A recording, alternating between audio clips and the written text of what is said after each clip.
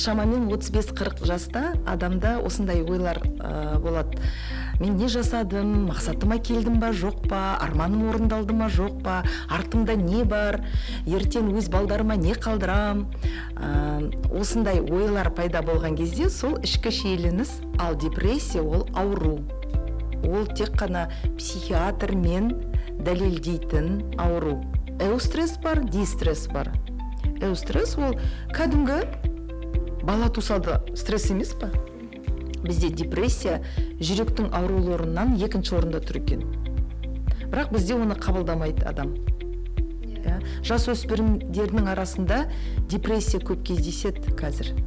15% біздің жасөспірімдер буллингке ұшырап жатыр.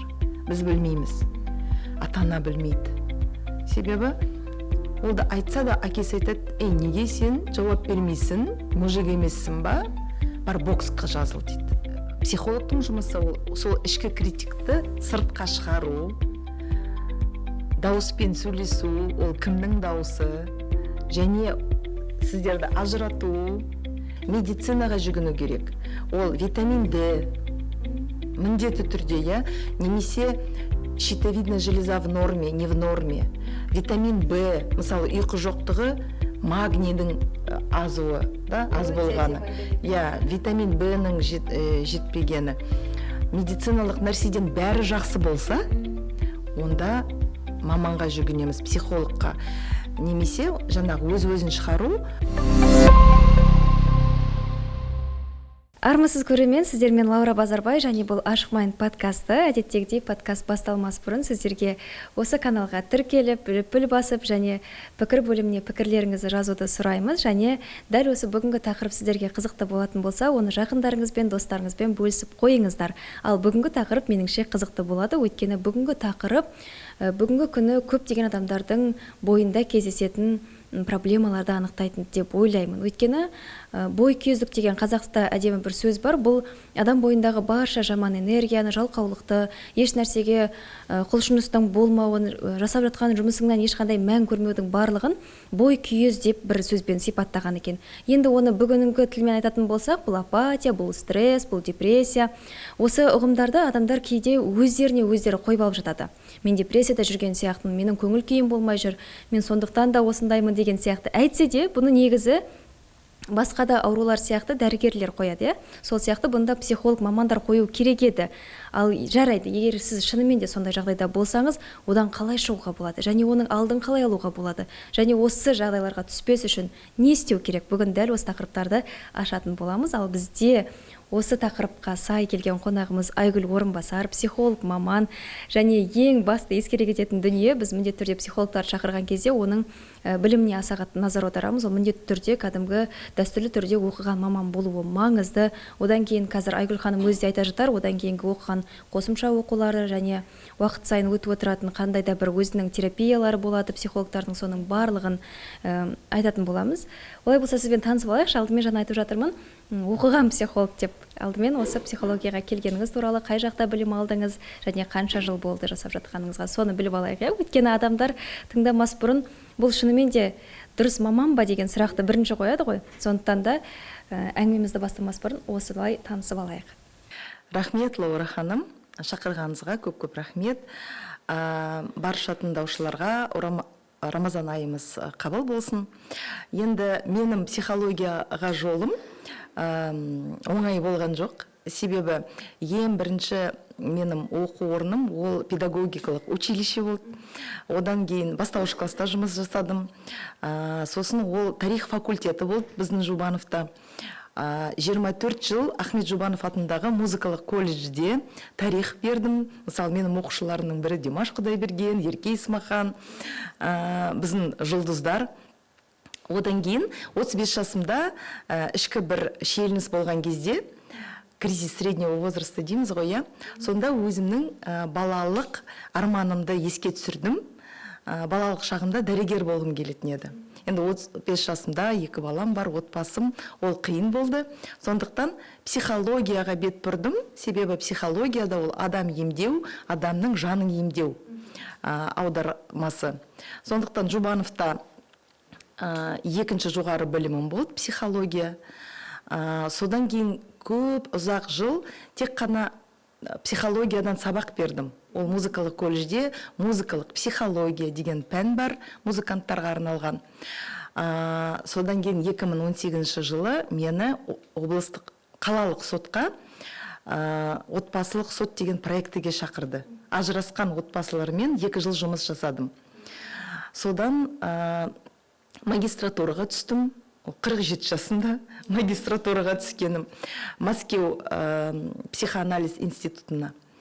Одан психология бағытын бітірдіп, Мәскеудегі психодрама және психоконсультирование институтына іштей түсіп, 3,5 жыл Мәскеуге ай сайын самолетпен ұшып жүретін. Осы декабрьде тек қана сертификатты алдым. Европаға да жұмыс істеуге рұқсат беретін біздің сертификатымыз, ол психодрама терапевт. Одан кейін курс өтіп, отбасылық психологиядан өттім. Ол Санкт-Петербургта ресурс деген психологиялық орталығынан. Одан кейін біздің Астанадағы когнитивно-поведенческая ассоциация бар. Оның президенті Евгений Ян. Ең ғылыми бағыт болып есептеледі. Одан бірнеше семинар өтіп, қазіргі кезде жеке терапиядамын. Ол әрбір психологқа маңызды нәрсе, керек нәрсе. Супервизияда, себебі әртүрлі біздің жаңағы сондай случайлар болса, біз супервизорға жүгінеміз. Мне қазір мен психодрама терапевтімін, отбасылық психологпын және Үмітай психологиялық орталық өзім құрдым. Үмітай атты отбасылық психология орталығы. Ол қарашада аштық оны. Мен оның негізін салушысымын. Анамның атымен қойдым. Үміт ай деген. Қазір біз отбасыларды қабылдаймыз, жасөспірімдерді қабылдаймыз. Командымда тағы да психолог бар. Қорықпасова Гүлден Саматовна деген. Ол да ғылыми психолог. Қысқаша айтқанда осы. Жаңа айтып жатсыз ғой, енді жақында ғана аштым деп айтса де, көрсеткіштер ендігі уақытта бар шығар. Жалпы психологқа жүгіретін адамдар бүгінгі таңда өсті ме көрсеткіші? Өйткені бір кездері бізде психологқа жүгіну деген нәрсе бір мен псих емеспін деген сияқты бір қорқыныштармен көрінетін. Ал қазір қалай адамдар өздерінің проблемасын айтып психологқа бару оңайлады ма? Лаура, осындай сенім қалды, мен псих емеспін деген, көбісі ер адамдарда. Бірақ адамның санасы өскен сияқты, себебі қазір бізге кәдімгі қазақ отбасылар келеді. Мен соған қуанамын. Орташа 35-40 жастағы, 25-30 жастағы жұптар келеді. Қазақ жігітті әйелімен психологқа келсе, онда санасы өсті деп айтуға болады ғой? Әрине. Бұл ендігі уақытта тек тәнге ғана емес, жанға да назар аудара бастады деген сияқты. Бір кездегі біздің бүткіл отбасының енді проблемасы болды ғой, қазақ отбасында ше, жаңағы ішу, отбасын ұру, соғу деген сияқты. Бірақ әйел бәріне көну керек деген, тек қана бір сондай әйелге ғана артып қойған жүкті қазір ер адамдар қоса көтеріп жатқаны шынымен де қуантады. Жаңа айтып қалдыңыз, өзіңіздің басында 35 жаста жаңағы не дедіңіз, средний возрасттың шиеленісі дедіңіз, Бұл жалпы қаншалықты жиі болатын құбылыс, бұл бәрінің басынан өте ме?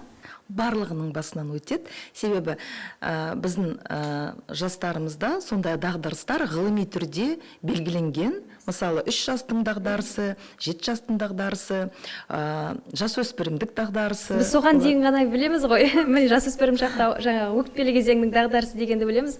Одан кейін адамда дағдарыс болмайтын сияқты өмір сүреміз ғой. Шамамен 35-40 жаста адамда осындай ойлар болады.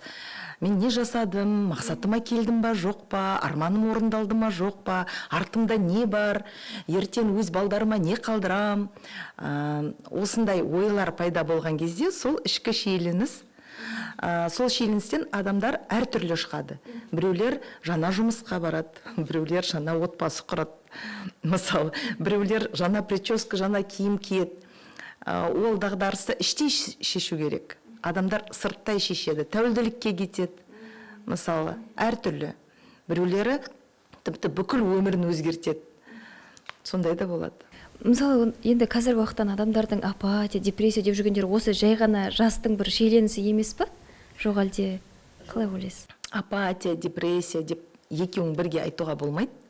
Себебі апатия ол адамның кәдімгі состояниесі болуы мүмкін, немесе симптом дейміз. Мысалы, депрессияның бір симптомы щитовидный железаның жаңағы қиындығынан апатияда болады.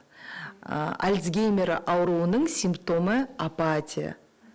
Кейбір кезде ештеме қызық болмайды, осындай немқұрайлық болады, немқұрайлық.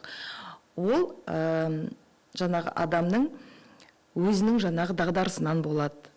Немесе жұмысының ұнамайтыны, ол подсказка жасайды апатия. Сен қазір істеп жатқан нәрсен дұрыс емес, сенікі емес.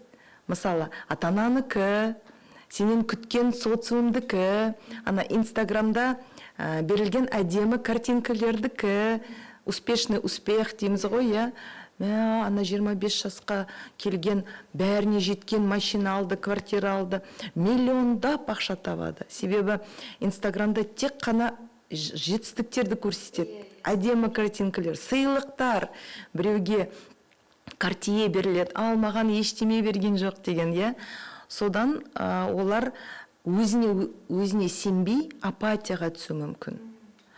Ал депрессия ол ауру. Ол тек қана психиатрмен дәлелдейтін ауру. Енді айырмашылығын мысалы көрсетейікші осы жерде анықтап. Анықтап көрсетсек, апатия немқұрайлық, жаңағы ештемеге қызықпайсың, сосын жалқау сияқты болып кетесің, мысалы өзін кінәлап,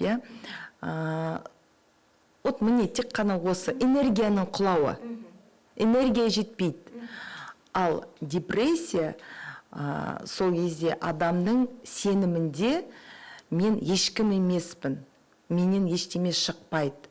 Және адам өзін бақылай алмайды. Оның жаңағы миында өзгерістер болады. Депрессияның кезінде адам екі түрлі болады, немесе жүдейді, немесе толықтайды. Бір жерден тұра алмайды, тұрғысы келсе де. Және соншама өзін ешкім емеспін деп сенімнен тіпті суицид та болуы мүмкін. Осындай аурудан адам жай шыға алмайды. Мысалы, депрессияның жеңіл несі болса, жеңіл түрі, жеңіл сатысы, ода психолог көмектеседі. Именно когнитивно-поведенческая терапия тек қана емдейді депрессияны. Ал орташа психотерапевт көмектеседі. Ал ауыр сатысы болса, тек қана доғдыр. Антидепрессанты болмаса, адам шыға алмайды. Көбісі бізде қорқады, сол психиатрға бардың, учетқа қояды. Жоқ, депрессиямен учетқа қойылмайды. Ол, мысалы, бір ай, 2 ай ішінде емделетін нәрсе. Адамдар кейбір кезде хроническая депрессияға кетіп қалады. Ешқандай доғдырға жүгінбейді. Менде де практикамда осындай болды. Тіпті емшілерге, жаңағы сондай картамен ашатын бірдемеге адамдар бізде апарат. Содан ол психикалық ауруға шалдығуы мүмкін. Одан депрессияны психозға, шизофренияға емделмесе. Себебі бізде доғдырларға апаруға қорқады. Кейбірлері қымбат психологқа бару дейді. Әрбір поликлиникада қазір психолог бар, психиатр бар поликлиникада. Сосын бізде психологиялық орталықтар бар, ақысыз. Анаға тағзым деген орталықта ақысыз психологтар бар. Отбасыларға көмектесетін, қиын жағдайда болған отбасыларға. Адамдар бізде, сосын дағдырыс орталықтары бар. Мысалы, әйелмен бір зорлық зомбылық болса, сол дағдырыс орталыға барып, ақысыз көмек ала алады. Өте жақсы айта кеттіңіз, жаңағы осы орындардың бар екені туралы. Өткен адамдар ойлайды ғой, мен дәл осындай жағдайда жүрген болса, маған психологқа бару керек, ал психологтардың бағасы барлығы қымбат деген сияқты. Енді осы жерде сұрақ пайда болады, жаңа айттыңыз, апатия ол бір жай ғана адамның көңіл күйі деп, бірақ сол апатиядан уақытылы шықпаса жаңағы депрессияға ұласып кетуі мүмкін бе? Мүмкін. Дұрыс айтасыз, Лаура. Себебі апатия, жаңа айттым ғой, симптом болуы мүмкін. Адам жүре берсе, одан сайын өзіне сенбеушілік болады, немесе біреудің өмірімен өмір сүріп жатырмын, және сондай бір тонка грань болады ғой, бір симптомнан депрессияға шалдығу. Оны тек қана психолог немесе психиатр білу мүмкін. Мысалы, одан тест береміз біз. Жай ғана апатия ма, немесе депрессия ма? Мысалы, мені көріп атқан халыққа айта кететінім, интернетте Айронбек деген депрессияның тесті бар. Соған ашып, кәдімгі тесттен өтіп, бірден жауап береді. Сізде депрессия бар ма, жоқ па, жеңіл сатысы ма, орташа ма, ауыр сатысы ма. Бірақ одан диагноз өзіңізге қоюға болмайды. Одан алсандар, міндетті түрде психологқа, психиатрға барып, менде осындай тест шыққан, ол шын ба деп сұрауға болады. Себебі кейбір кезде апатия мықты болған кезде олар сондай жауап бере береді. Я, менде осындай, менде осындай деп. Мысалы, сол кезде ода энергия жоқ, именно сол таңертең тұрған кезде жауап берсе, мүмкін дұрыс емес болып шығады. Сондықтан міндетті түрде психологқа, психиатрға бару керек. Жалпы адамдар біреудің еңбегін көрген кезде ғана өз еңбегін елемейді ме? Әлде бұл жалпы адамға тән құбылыс па? Өзін-өзі құнсыздандыру, ылғи өзінің еңбегіне көңілі толмау, жалпы өзінің кез келген жасаған ісінің барлығын құнсыздардан бергеннен де осындай жағдайға шалдығуы мүмкін сияқты ғой.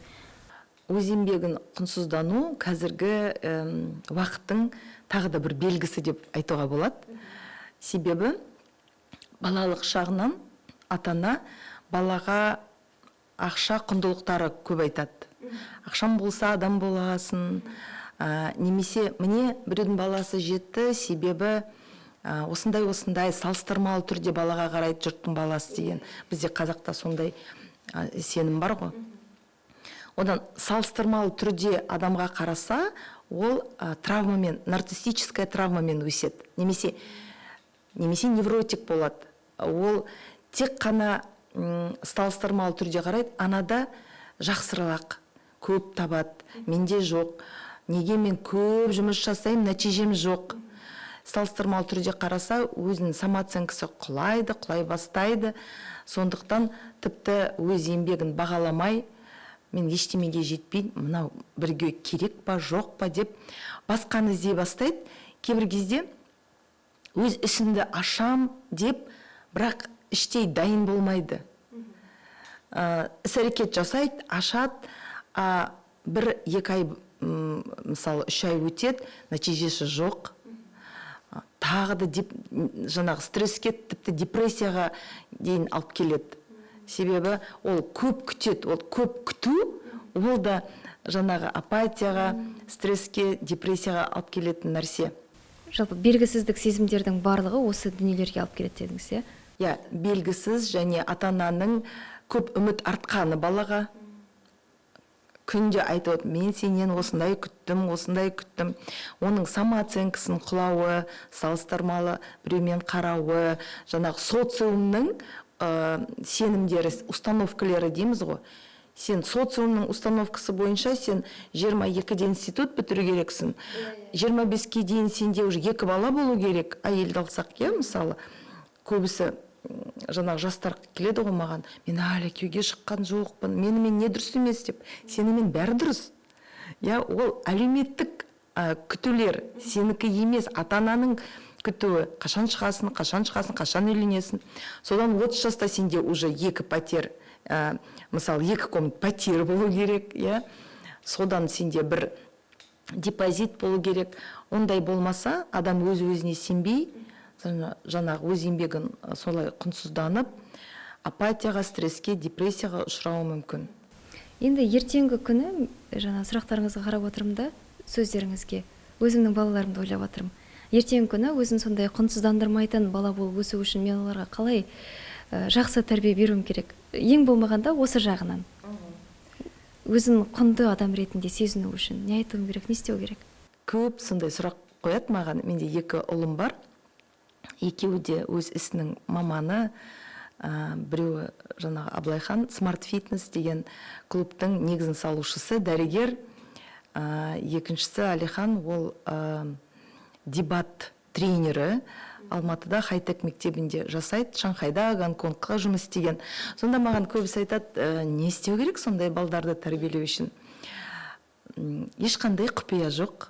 Ол балаға шын махаббат, баланы қолдау, салыстырмау, күтпеу, өзінің арманың балаға сілтемеу.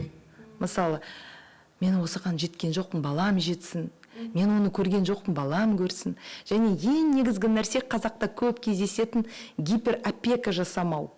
Балаға барлық жағдайды жасап жүреді ғой ата-ана, біз көрген жоқпыз, ол көрсін. Не қалайсың, не алып берейін деген. Бала тек дайын нәрсеге өмір сүрсе, оның құштарлығы болмайды. Жетуге бір нәрсе. Жетуге бір нәрсені. Сосын ең негізгі нәрсе ол жеке үлгі. Бала анаға қарайды, әкеге қарайды. Негізі әке психологиялық мағынада ол сенім беретін адам. Және әлеуметтік қоршаумен жұмыс жасайтын үлгісі. Сенім. Әке бар, жақсы. Әке қолдайды 100%. Ол балаға сенім артырады. Ештемеден қорықпайды бала. Басқа қалаға бару, постоянно безопасность бар. Әкесі, немесе әкенің орнына бір мужская фигура дейміз ғой, атасы, ағасы болуы мүмкін. Тіпті аналары да осы барлық махаббатын берсе, және балаға анаған бармамнан істеме, мынаған бармамнан істеме, анаған ұшырап қаласын. Біз деген баланың бойына сондай қорқыныштар өзіміз сеуіп тұрамыз. Бала сондай бостандық бір жағынан, бостандық, екінші жағынан жауапкершілік. Неге жеке үлгі дейміз? Ана неге байланысты? Енді ұл болғасын баланың генетикасы 80%-ға анаға байланысты дейді. Сосын қалай ата-аналар мақсатқа жетеді, бала қарайды, мақсатқа жетіп жатыр.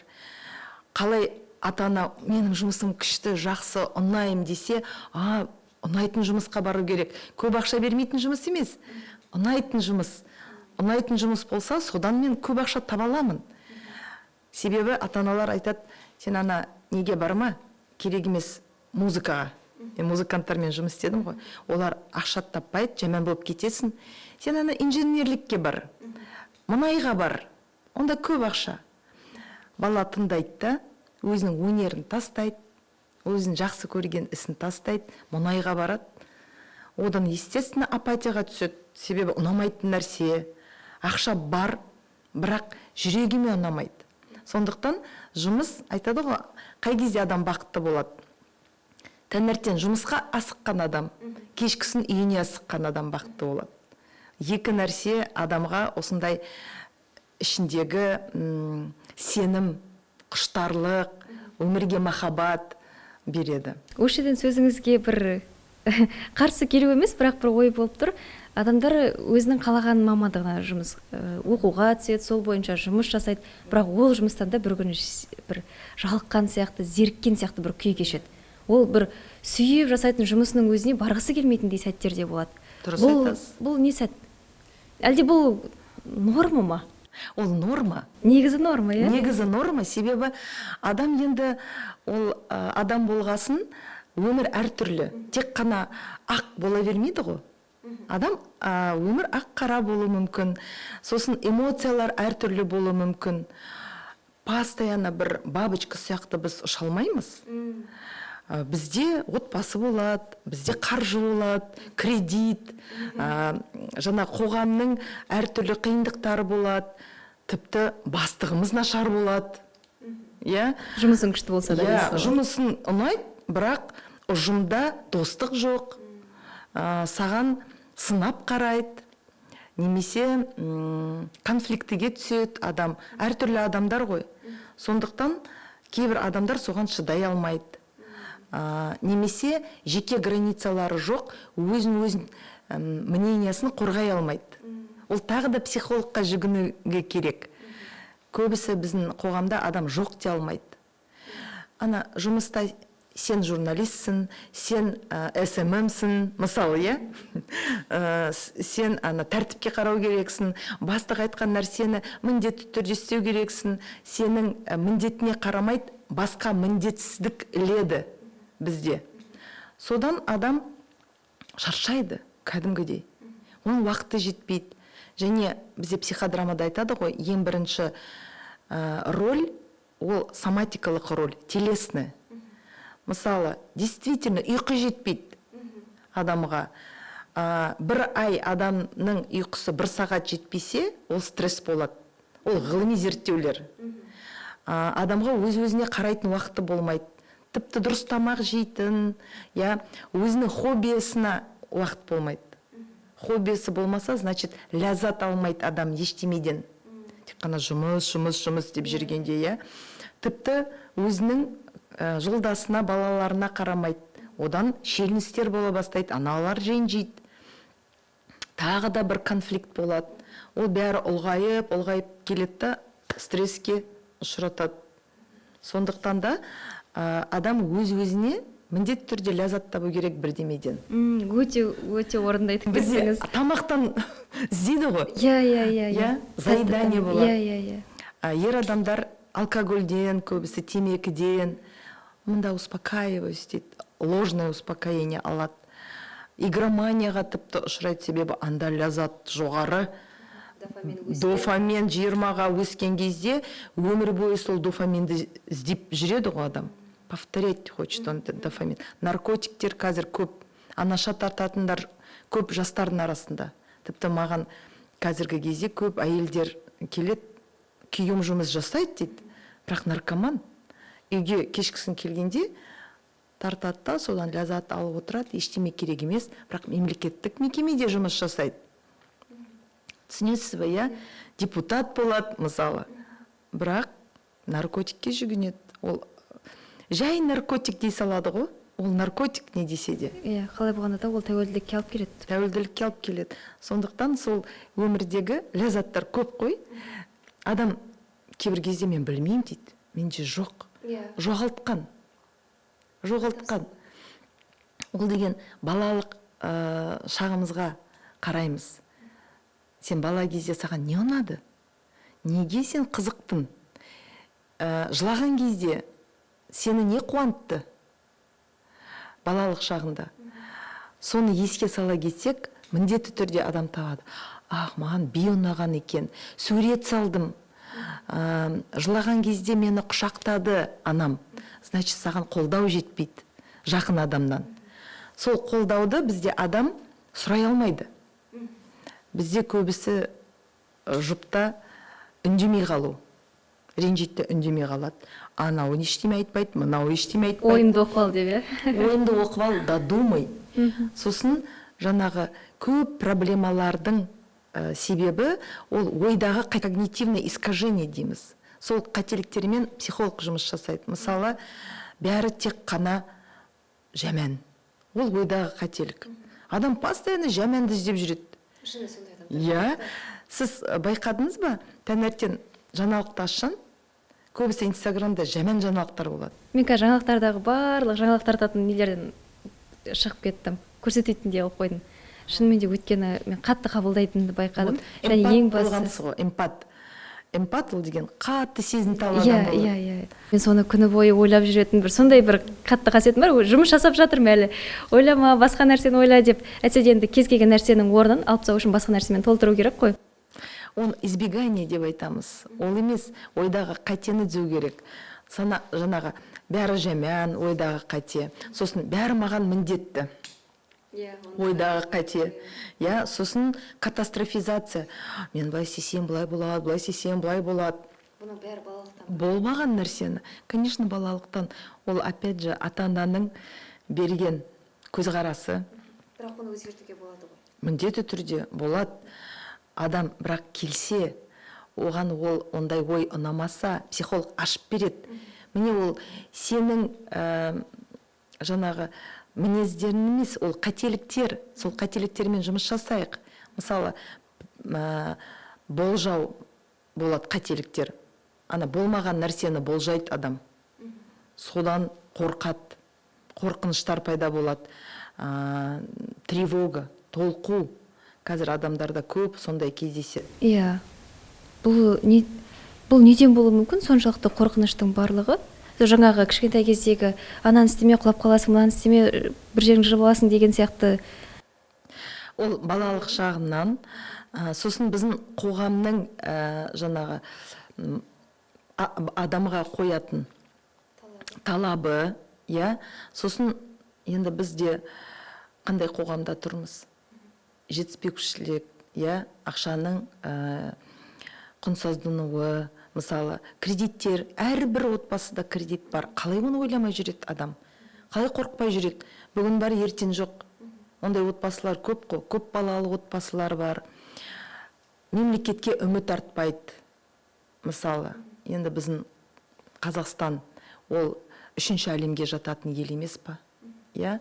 Сондықтан бір жағынан қоғам, бір жағынан ата-ананың сенімі, үшінші жағынан өзінің қателігі, иә, төртінші жағынан өзіне өзін сенбеуі. Осының бәрі де осыған алып келеді. Толқуларға тревога дейміз. Себебі ондай тревога болмаса, адам постоянно жаман затты қарай бермейді. Я ол, ал мен не істей алам дейді. Қарадың, одан мен не істей алам? Бірінші, көмек бер алам. Екінші, ал көмек бер алмайым, сөзбен көмек бер алам. Үшінші, ол менімен емес, қазіргі мен оқитын нәрсе. Себебі адам өзіне перенос жасап алады. Менімен болса ғой, деп. Мен не істейтін едім? Менімен емес, қазір мен осындамын, міне мен үйде отырмын, полым бар аяғым астында, мынау стол. Қазіргі факты қабылдау. Қазіргі факты қабылдау, және одан мен не аламын, не істеймін. Сондай наблюдатель жағынан қарау керек барлығына. Наблюдатель және көмек бере алса тіпті жақсы. Біреулері ақшамен көмектеседі, біреулері іс-әрекетімен көмектеседі, біреулері жылы сөзбен көмектеседі. Жылы сөз көп демеу береді адамға. Біз жаңа енді апатияны түсіндік, депрессияны түсіндік, тағы бір осылармен қоса жүретін сөз бар, стресс деген. Стресс ол аударғанда қысым. Оны көп зерттеген француз психиатры Селие болды, Изард болды. Мен айта кететін жайт, халыққа стресс – это тоже норма. Себебі эустресс бар, дистресс бар. Эустресс ол кәдімгі бала тусады, стресс емес па? Қуаныш, қатты қуансан, ол стресс. Мысалы, адам қатты қуанады, жылайды, ол стресс. Ол қысқы мерзімді. Қысқа мерзім, сол сәтте ғана болады. Сол сәтте болады. Содан адам өз-өзін жинайды, шыға алады.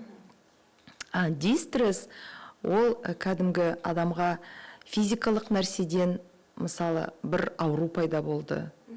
Немесе авария, ондайда,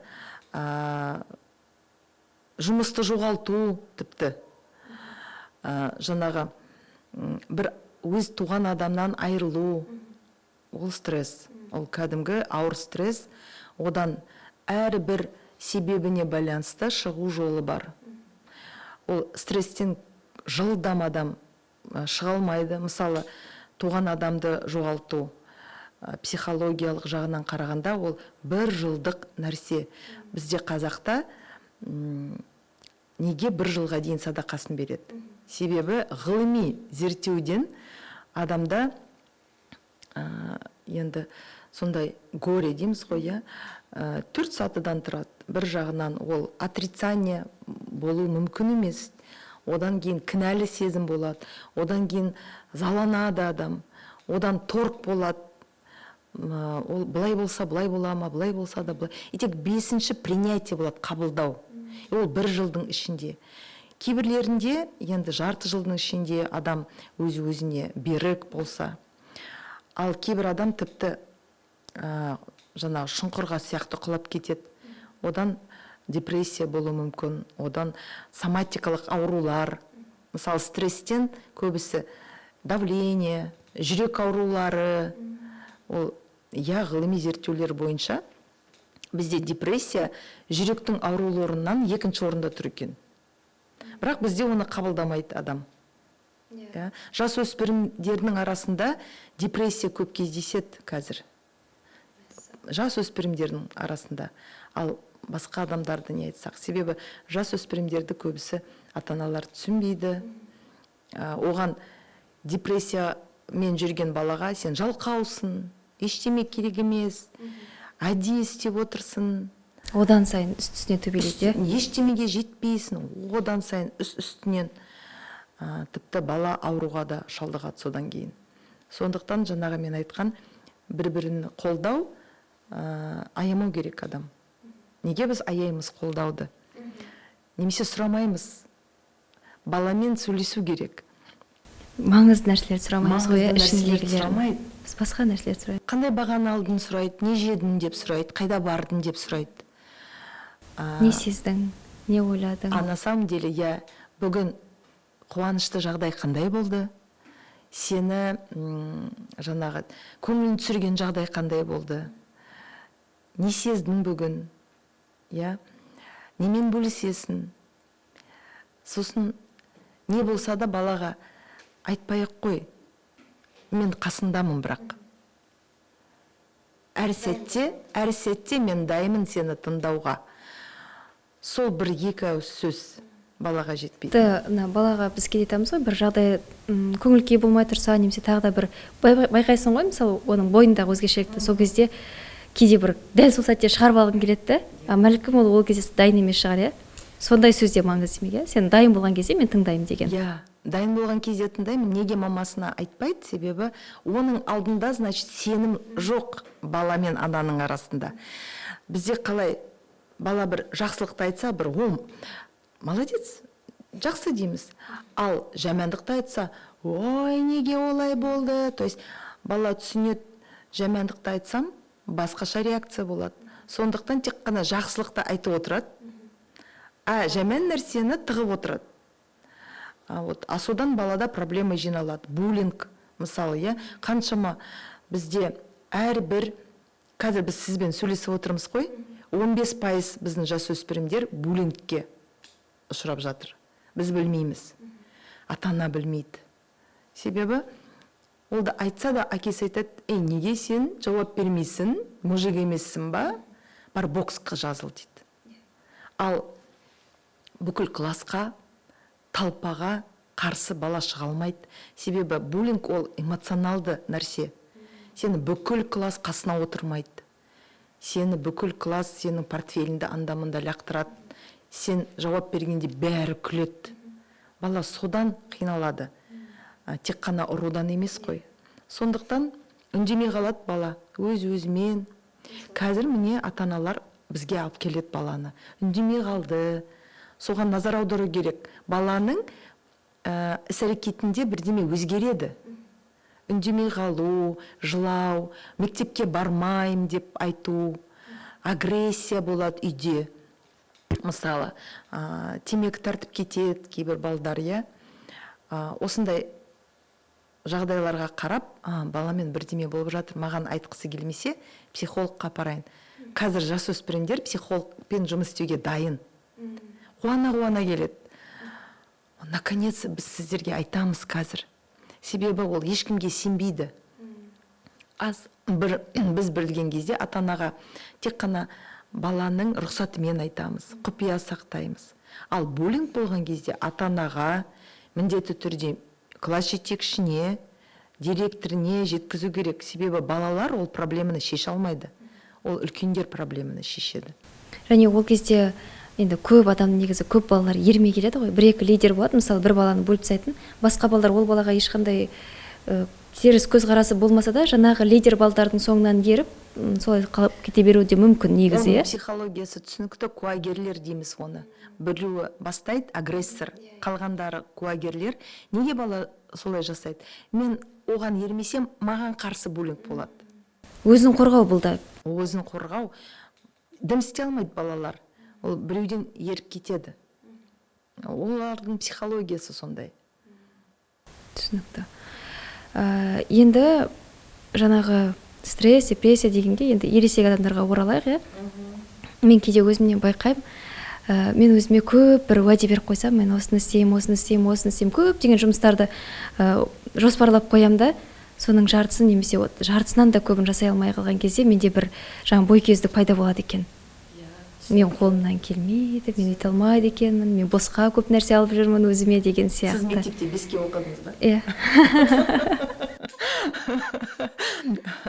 Содан пайда болатын нәрсе ғой.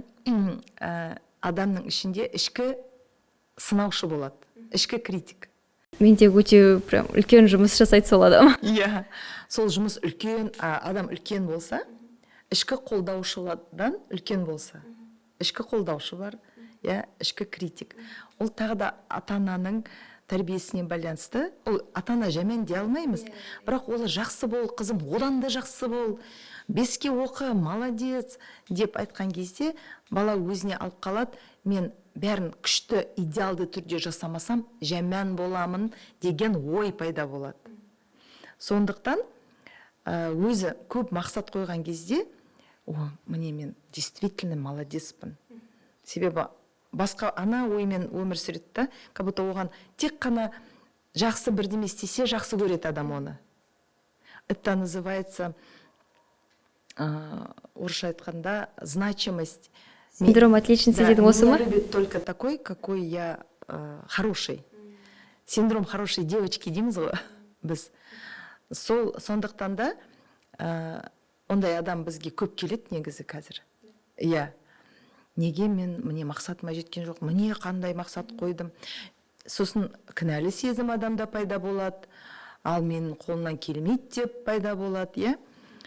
Сосын адам өзін одан сайын нагружать етеді.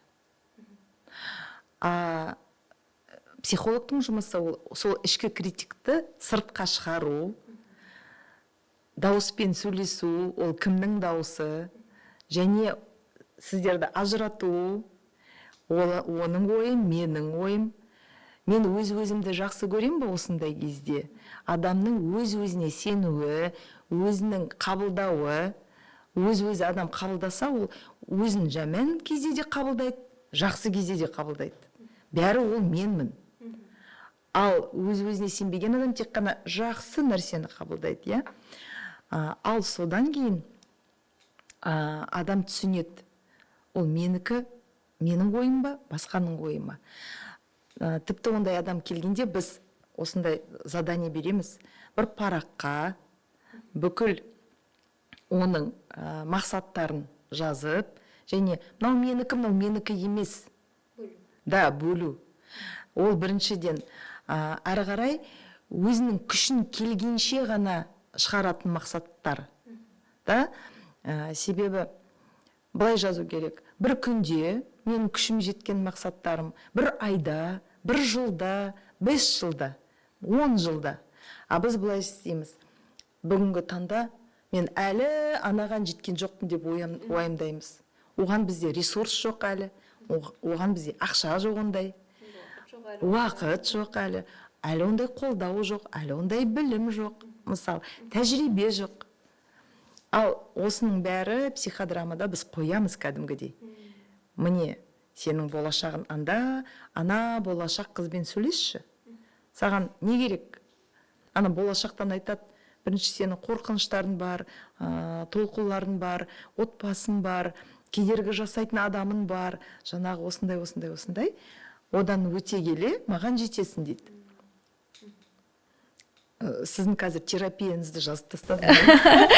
Дәл осындай жаңағы диагноз бар қыздар. Диагноз ма, не синдром қалай дедің? Жаңағы хороший девушка деген қыздар, негізі жігіттер өздеріңізге түртіп алсаңыздар болады. Сіздерде жалпы мен ойлаймын кейде жаңағы апатия болсын, стресс болсын, оның барлығы адам өмірінде болу керек нәрселер сияқты. Өйткені адам, өзіңіз жаңа айтып кеттіңіз ғой, ылғи бақытты кейіпте өмір сүру мүмкін емес сияқты, және соны қабылдаудың өзі меніңше маңызды сияқты деген бір кейде ой түйем. Бір сондай сәттерге түсіп кетемін да, қазір маған ештеңе қызық емес, ештеңе жаңағыдай қолымнан келмей жатыр, бірдеме демейтін. Содан кейін, Лаура, бұл нормально. Сен қазір келмей жатыр, бұны ертең істесең болады ғой. Қазір демал. Және ең басы байқағаным, бәлкім жаңағы эмпат дедіңіз ғой, сондай болғандықтан да өзіме көп алатын шығармын. Сондай сәттерге жиі түсіп, жиі шығып тұрам. Сондай кездерден ең бір шығаратын мені дүние дұрыс ұйқы. Шынымен сапалы ұйқының маңызы дегенді 30-ға келіп енді түсініп жатырмын. Бұрын ұйықтата алмайтын еді ғой ата-аналарымыз. Дұрыс ұйқы, дұрыс тамақ және көбірек жүру мысалы мені шығарады екен. Енді осы ситуациялар болады дедік, иә? Жаңа өзіңіз айтып отырсыз ғой, болады өмірде, норма деп қабылдау, маңызы деп. Осындай жақтарға түскен кезде жалпы стандартты түрде бір шығатын дүниелер бар ма осыдан? Стандартты, тезірек. Енді тезірек шығу ол маманға жүгіну. Я, тезірек болса ол өзін шығару үшін кішкентай болса да істерді бастау. Ол үлкен істер емес, кішкентай даже тісіңді тазартын уже молодец. Я, мақтау, ол сондай дневник благодарности деген бар ғой, я. Күнделікті кешкісін 5 іске мен неге молодецпін? Тіпті прогулкаге өзімді шығардым. Сол кезде жылдам қандай адам шығады одан? Оның ішіндегі ересек адамның үлкенуі. Мысалы, бізде кішкентай бала бар, ересек адам бар ішімізде. И ата-ана, внутренний родители бар. Сол ересек үлкен болса, біз ана кішкентай баланы жүр шығар, далаға шығайық, спортқа барайық. Мысалы, физикалық тұрғыдан денемен бірдеме жасаса, дене міндетті түрде саған алғысын береді. Ол өзін солай шығару мүмкін. Ол энергия содай өседі. Өседі, но міндетті түрде медицинаға жүгіну керек. Ол витамин D, міндетті түрде, я, немесе щитовидная железа в норме, не в норме. Витамин B, мысалы, ұйқы жоқтығы, магнийдің азуы, да, аз болғаны. Я, витамин B-ның жетпегені. Медициналық нәрседен бәрі жақсы болса, онда маманға жүгінеміз, психологқа. Немесе жаңағы өзін шығару, ол жаңағы ересектің үлкенуі. А ол уже стресске келсен, стресспен сөйлесу ең жеңіл жолы. Стресс неге пайда болдың? Тіпті ана стрессті қарама-қарсы отырғызып қойыншы, орындыққа. Менен не қалайсың? Стресс. Міндетті түрде стресс айтады, демалшы. Ешқандай кінәлі сезім болмасын. Отпускіге кетші осы. Отпускіден кейін әлем басқаша болады. Путешествие, да? Мысалы, адамның көзін ашады кейбір кезде. Немесе үлкен стресс болса, мысалы, адам жоғалту, развод, к примеру, көп келеді бізде солай. Онда қолдау сұра дейді. Ұялма, қолдау сұра. Және өзін көмектес. Күшін жетпесе, маманға баруға қорықпа. Себебі кейбір кезде тіпті 5-10 консультация жетеді саған. Кейбірлері ешкімнен қолдау таба алмайды, психолог қолдаушы болады. Енді депрессиядан жылдам шығатын жолы ол жаңағы тестті жасау, психиатрға бару, содан кейін ауыр депрессия болса, онда тек қана таблеткамен, сосын психологпен емделу. Сіз жаңа өте әдемі айта кеттіңіз. Жалпы апатия, жаңа көңіл күйлердің көбі біз ойлаймыз ғой, тек қана бір жанымыздың құлазығаннан болады, немесе бір балалық кездегі травмадан, жаңағы дәрумендердің жетіспеушілігінің өзі осыларға әкелуі мүмкін дегенді бір астын сызып айта кету керек сияқты. Егер сізде дәл осындай жағдайлар болып жүрсе, бәлкім қандай да бір денсаулығыңызда кінәрат та болуы мүмкін. Және менің өзімнің бір соңғы кездері жасап алған бір нем, қалай техника деп айтуға болатын шығар, бәлкім сондай бір жағдайларға түскен кезде өзім содан кейін барып бір жұмыстар жасайсың ғой, сол жұмыстарға өзіме алғыс айтып ақы беру кәдімгідей энергияңды көтеріп жаңағы состояниеден шығуға көмектеседі екен. Күшті, Лаура. Себебі адам ең бірінші өзін бағалау керек. Біз ақы бермейміз ғой, біз қанша жұмыс жасап жатырмыз, жасаймыз да жоқ әлі аз тағы жасауым керек, жоқ әлі аз мен мынадан да күшті жасай аламын дейміз, бірақ жасаған ісіміздің бәрін құныстандыра береміз да. Тағы бір құпия, сөзіңізді бөлейін. Өзін басқалармен салыстырма, өзін 5 жыл бұрынмен салыстыр. Мен мысалы өзімді 5 жыл бұрын салыстырсам, мұғалім болып жүрген, клиент бола ма болмай ма деп қорқып жүрген адам. 5 жылдан бұрын мен отбасылық психология орталығының негізін салушысымын. Сондай қарағанда ойлайсың, қаншама мен еңбек жасадым, қалай мен қолымнан келген. Өз-өзіңді бағаласан, басқалар да бағалайды. Өз-өзіңді бағаламасан, басқалары сенен сұрай береді, баға қоя береді, олардың бағасы маған керек емес. Маған баға қойса да мен айтам, маған керек емес сенің бағаң. Рахмет. Но бірақ мен өз-өзімді бағалаймын. Міне сіз осы техникаға жеткенсіз ғой. Иә, көп түсімнің арқасында жеткенмін.